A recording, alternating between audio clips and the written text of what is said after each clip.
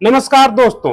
पंचायत चुनाव ने पश्चिम बंगाल को रक्त रंजित कर दिया। वैसे तो ये खूनी झलक पश्चिम बंगाल के हर चुनाव में दिखती है, लेकिन इस बार ये और खतरनाक इशारा कर रही है। क्या ममता बनर्जी की सरकार फेल हो गई है, जैसा बीजेपी दावा कर रही है, या फिर बीजेपी की एंट्री ने राज्य की राजनीति को और ज्यादा गर्मा दिया है, तनावग्रस्त कर दिया है?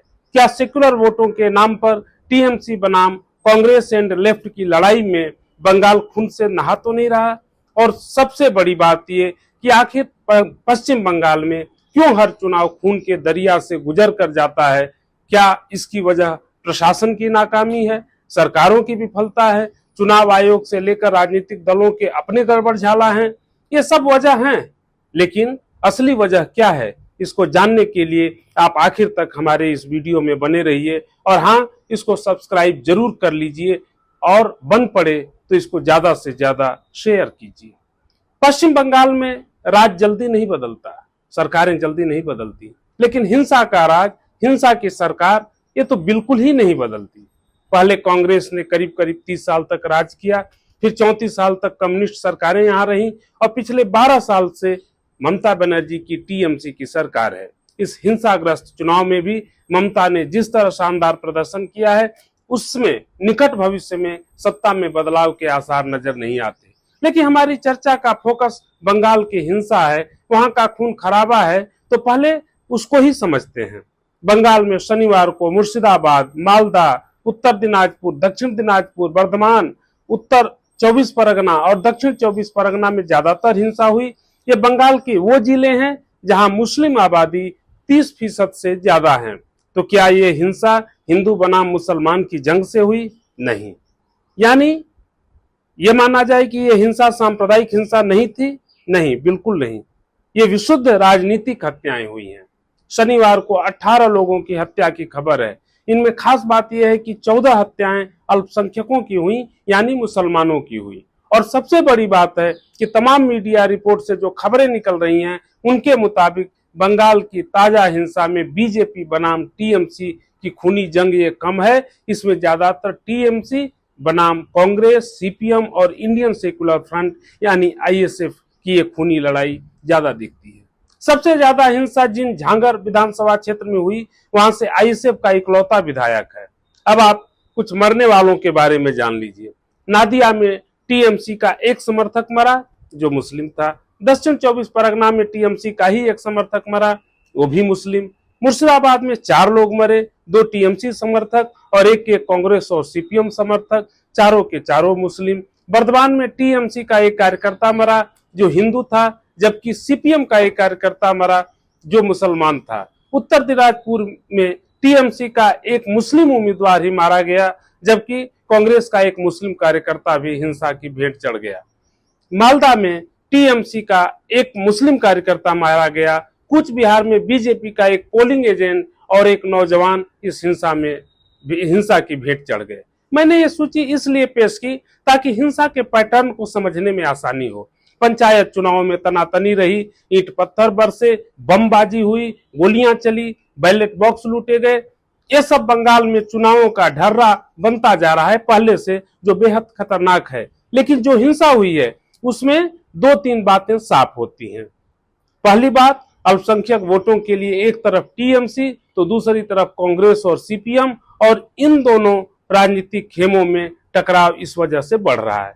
दूसरी बात, जिस तरह मुस्लिम प्रभाव वाले सागर दीघा सीट पर टीएमसी उम्मीदवार को हराकर कांग्रेस का उम्मीदवार जीत गया था, उससे यह लगता है कि मुस्लिम वोट पर टीएमसी के एकाधिकार में सेंध लग रही है।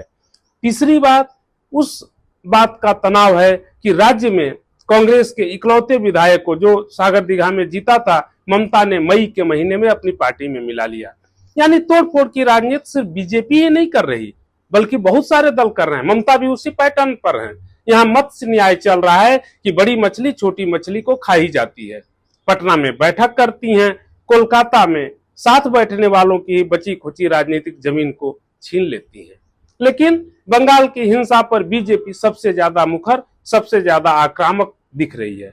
बीजेपी ने ट्वीट करके कूच बिहार में अपने पोलिंग एजेंट की हत्या की तस्वीर दिखाई। बीजेपी ने ट्वीट करके कहा कि राज्य में करीब 45 लोगों की जान गई।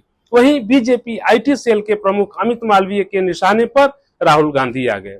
मालवीय का सवाल है कि राहुल गांधी मनमोहन सिंह मोड में क्यों चले गए, यानी चुप्पी क्यों साध ली है। आखिर कब युवराज अपनी कायरता से निकलेंगे, यह भाषा देखिए, और कुछ बोलेंगे, कम से कम अपने कार्यकर्ताओं के परिजनों के लिए तो कुछ बोलेंगे। ये अमित मालवीय कह रहे हैं।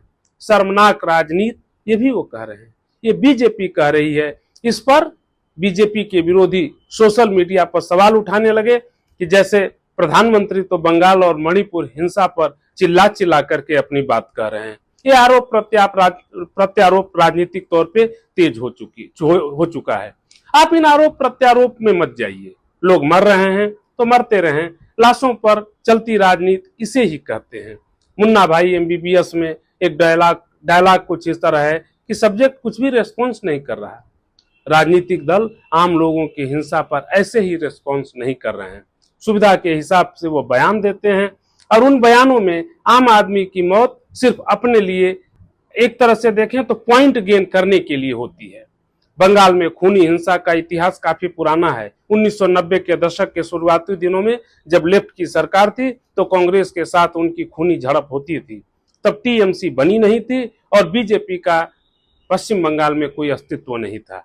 वो सिलसिला आज भी जारी है। क्यों जारी है ये मैं आपको समझाऊंगा, बताऊंगा, लेकिन पहले ताजा हिंसा की घटना के जिम्मेदारों की बात कर लेनी चाहिए कि आखिर वे हैं कौन। इस हिंसा की पहली वजह तो बंगाल की खूनी राजनीति है, जिसमें लोग का खून तंत्र की नालियों में बार बार बहता रहता है। दूसरी वजह राज्य चुनाव आयोग का ढीला ढाला रवैया है। उसने हिंसा पर यह कहकर पल्ला झाड़ लिया कि कानून व्यवस्था को संभालना राज्य सरकार का काम है, चुनाव आयोग का काम चुनाव की व्यवस्था देखना है। बीबीसी के मुताबिक राज्य चुनाव आयोग ने केंद्रीय सुरक्षा बल की सिर्फ 22 कंपनियां मांगी थी। बाद में कोलकाता हाईकोर्ट के निर्देश पर गृह मंत्रालय से चुनाव आयोग ने 822 कंपनियां मांगी। तीसरी वजह केंद्रीय सुरक्षा बलों की कमी रही। सुप्रीम कोर्ट ने केंद्रीय गृह मंत्रालय से 800 कंपनियों को भेजने का अनुरोध किया, लेकिन शनिवार दोपहर तक 660 कंपनियां ही पहुंच पाई थी। शनिवार को ही काफी हिंसा हुई थी। चौथी और सबसे अहम वजह पश्चिम बंगाल पुलिस की नाकामी है। केंद्रीय गृह मंत्रालय का कहना है कि जहां जहां केंद्रीय बल तैनात थे वहां हिंसा कम हुई। तो सवाल है कि हर जगह केंद्रीय बल को तैनात क्यों नहीं किया गया। इन सभी कारणों में असली कारण जो छुपा ही रह गया, जिस पर मैं बात करने वाला हूं, वो है कि चुनाव तो हर राज्य में होते हैं, लेकिन हिंसा बंगाल में जैसी होती है, जिस तरह से वहां खून का दरिया बह जाता है, तो और कहीं क्यों नहीं होती हिंसा। क्यों नहीं होती, इसकी वजह बंगाल के पॉलिटिकल इकोसिस्टम में छुपा है, जिसमें राज्य की अर्थव्यवस्था और सरकारी नौकरियों के समांतर छोटे छोटे कामों में भी पार्टियों के कैडर का बोलबाला चलता है। मसलन बंगाल में कहीं पान के लिए खोखा या चाय के लिए गुमटी भी अगर आपको लगानी हो तो वो भी उसी को मिलेगा जो सत्तारूढ़ दल का कैडर हो। ऑटो का लाइसेंस भी उसे ही मिलेगा जो सत्तारूढ़ दल के लिए काम करता हो। काम करता ही नहीं हो बल्कि काम करते हुए दिखता भी हो। चुनाव में बूथ लूटने से लेकर खून बहाने तक के लिए तैयार हो। ऐसा नहीं है कि इसको कोई ममता बनर्जी की पार्टी ने या इनकी सरकार ने इजाद किया है। ये परंपरा लेफ्ट सरकार ने शुरू कर दी थी, जिसे ममता बनर्जी ने भी बदस्तूर जारी रखा। बाकी राज्यों में अपने कार्यकर्ताओं को काम देने का ये तरीका किसी राजनीतिक दल में इस तरह नहीं दिखता जैसा पश्चिम बंगाल में खुल्लम खुल्ला दिखता है। इसीलिए बंगाल में लोकतंत्र की मजबूती के लिए लोगों के माइंडसेट और सरकार के मॉडस ऑपरेंडी यानी कार्य पद्धति दोनों को बदलना होगा, दोनों में बदलाव करना होगा। जब तक बंगाल के लोग ये नहीं समझेंगे कि पूरे राज्य की अर्थव्यवस्था के मजबूत हुए बगैर उनकी निजी माली हालत मजबूत नहीं होगी, और अगर होगी भी तो भी वो कोई काम की नहीं होगी, तब तक बंगाल का लोकतंत्र बंदूकों की नोक पर टंगा रहेगा। राज्य में प्रति व्यक्ति आय सुधरी या नहीं सुधरी, इसको आंकड़ों से समझें तो 1993-94 से 1999-2000 के बीच बंगाल में प्रति व्यक्ति आय में वृद्धि दर 5.5% थी, जबकि राष्ट्रीय स्तर पर यह 4.6% थी। अब देखिए कि 25-30 साल पहले बंगाल के लोगों की जेब देश की तुलना में ज्यादा भरी थी, लेकिन बाद में क्या हुआ अब इसको समझ लीजिए। अगले दशक में यानी 2001-2 से 2009-10 में यह वृद्धि दर 4.9% हो गई, जबकि राष्ट्रीय स्तर पर बढ़कर 5.5%।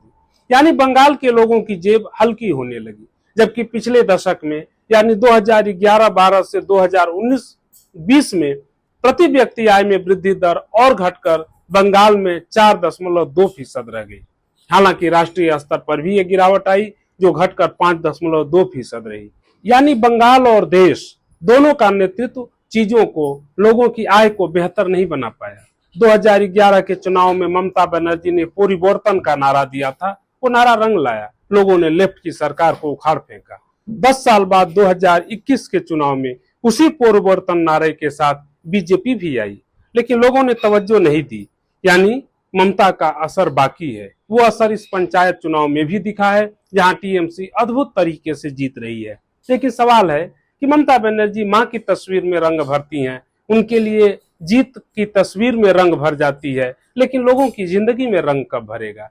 इस सबसे आगे सबसे बड़ा सवाल यह है कि क्या खून में रंगी जीत का जश्न ममता बनर्जी मना पाएंगी, या दूसरे नंबर पर बढ़त लेने की हुंकार भरने वाली बीजेपी ये काम कर पाएगी? बंगाल के लोगों की चुनावी मौत हमारे लोकतंत्र के विकास और मूल्यों पर लगा एक बहुत बड़ा प्रश्नवाचक चिन्ह है। इस वीडियो में इतना ही। आपसे गुजारिश है कि आप राष्ट्र मंथन को सब्सक्राइब जरूर कर लीजिए, इसको ज्यादा से ज्यादा शेयर कीजिए, अपने कमेंट हमें भेजिए। फिर मंथन होगा किसी और मुद्दे पर, बेबाक, सटीक और निष्पक्ष। तब तक के लिए नमस्कार।